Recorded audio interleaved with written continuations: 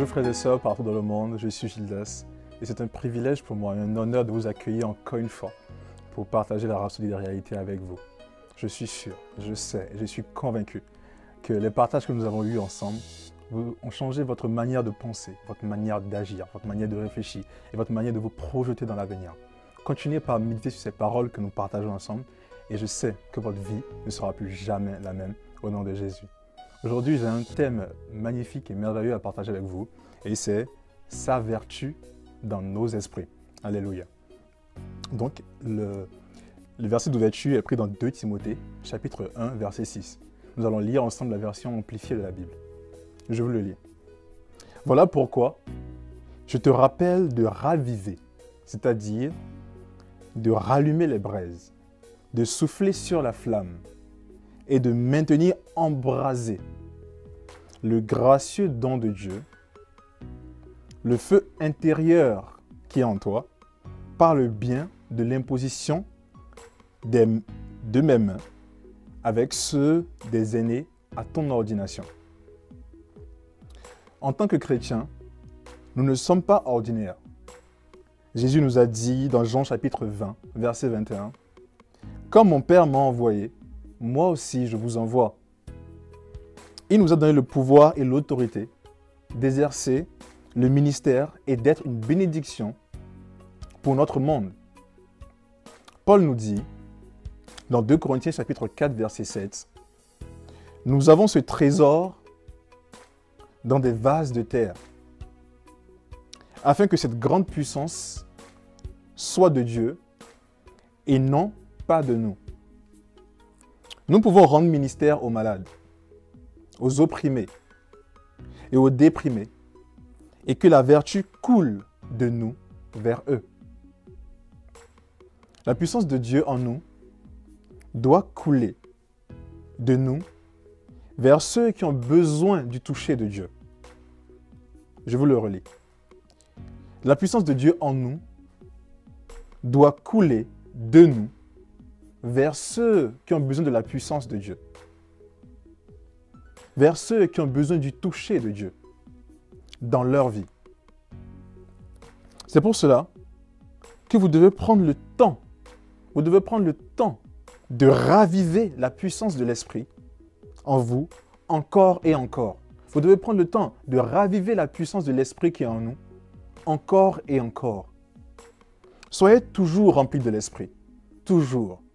Waouh. Éphésiens chapitre 5, verset 18 nous dit « Continuez à être remplis. Continuez à être remplis de l'Esprit. Ce n'est pas une chose à faire une seule fois, mais une expérience continue. Une expérience continue. Vous devez maintenir la splendeur de l'Esprit dans votre vie. Gardez son feu brûlant dans votre esprit avec une intensité inextinguible. Soyez vêtus et totalement revêtus de lui en tout temps. Je vous le relis, c'est très important. Soyez vêtus et totalement vêtus de lui en tout temps. En tout temps. Waouh! Avant de sortir dans la rue, revêtez-vous dans le Saint-Esprit. Il dit, imprégnez-vous en lui. Waouh! C'est merveilleux. Et quand vous faites face à une crise, quand vous faites face à une situation difficile, sa puissance en vous sera activée pour sa gloire. Ravivez toujours cette puissance en parlant en langue. Ravivez toujours cette puissance en faisant quoi? En parlant en langue. Donc, parlez en langue. En méditant sur la parole. 2. Et en vivant la parole. Waouh! Sa gloire est dans la parole. Alléluia. Sa gloire est dans la parole. Quand vous vivez dans, par et à travers la parole, vous amenez sa gloire, vous amenez sa puissance à se manifester en vous et autour de vous. Béni soit Dieu. Alléluia. Nous allons approfondir ce sujet merveilleux ensemble. Et nous allons lire ensemble Luc, chapitre 6, verset 19. Vous aurez la signification du mot vertu que nous avons utilisé dans le titre. Luc chapitre 6, verset 19. Et toute la foule cherchait à le toucher, Parce qu'une force, une vertu sortait de lui et les guérissait tous. Une force, une vertu sortait de lui et les guérissait tous. Alléluia. Prenons la prière ensemble, s'il vous plaît. Cher Père, je te remercie pour la présence du Saint-Esprit dans ma vie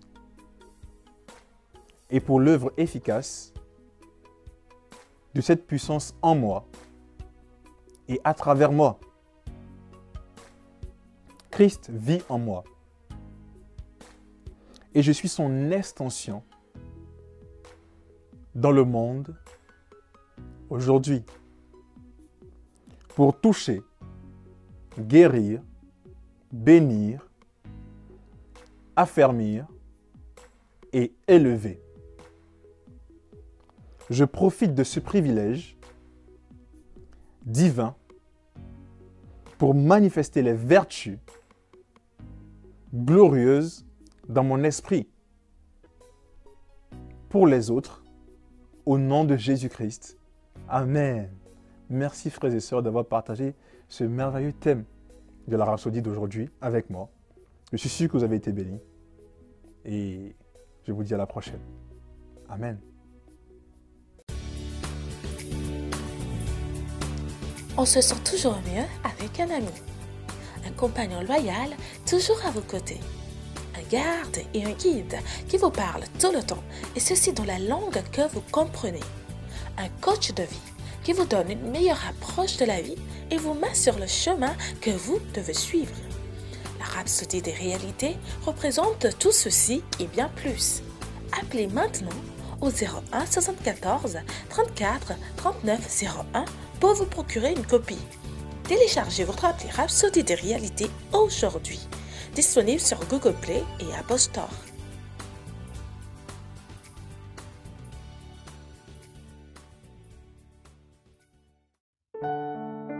Nous espérons que vous avez été bénis par le message du jour. Si vous n'avez pas encore fait de Jésus le Seigneur de votre vie, vous pouvez répéter cette prière avec moi. Père, je viens à toi maintenant au nom de Jésus. Je crois dans mon cœur que Jésus est le Fils de Dieu et qu'il est mort pour mes péchés et tu l'as ressuscité pour ma justification. Je confesse que Jésus est le Seigneur de ma vie à partir d'aujourd'hui. Je reçois la vie éternelle dans mon esprit. Je suis né de nouveau. Je suis désormais un enfant de Dieu et Christ vit en moi. Merci Père d'avoir fait de moi ton enfant. Alléluia.